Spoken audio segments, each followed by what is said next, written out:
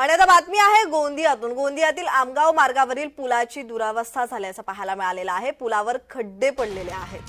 तर गोंदियातून ही बातमी। गोंदियातील आमगाव मार्गावरील पुलाची दुरावस्था पाहायला मिळालेली आहे।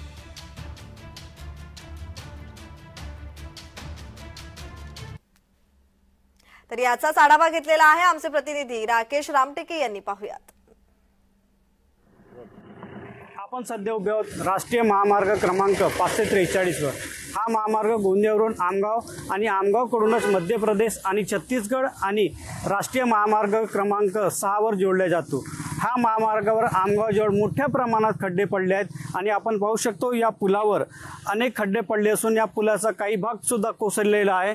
परंतु गेल्या अनेक वर्षापासून या रस्त्याचं बांधकाम सुरू आहे, परंतु या बांधकामाकडे मोठ्या प्रमाणात कंस्ट्रक्शन कंपनीचे दुर्लक्ष झाल्यामुळे हा पूल वाहन चालकांसाठी मोठी तारेवरची कसरत करावी लागते। याच महामार्गाने मोठ्या प्रमाणात विद्यार्थी आणि नागरिक मोठ्या प्रमाणात याच मार्गाचा उपयोग करतात, परंतु हा मार्गाची दुरावस्था दिवसेंदिवस ही खराब होत असून याकडे राष्ट्रीय महामार्ग प्राधिकरण दुर्लक्ष करत असल्याचे दिसून येत आहे। त्यामुळे या महामार्गाची दुरुस्ती करून चांगला रस्ता तयार करण्यात यावा अशी मागणी आता नागरिक करत आहे। राकेश रामटेके, जय महाराष्ट्र न्यूज, आमगाव, गोंदिया।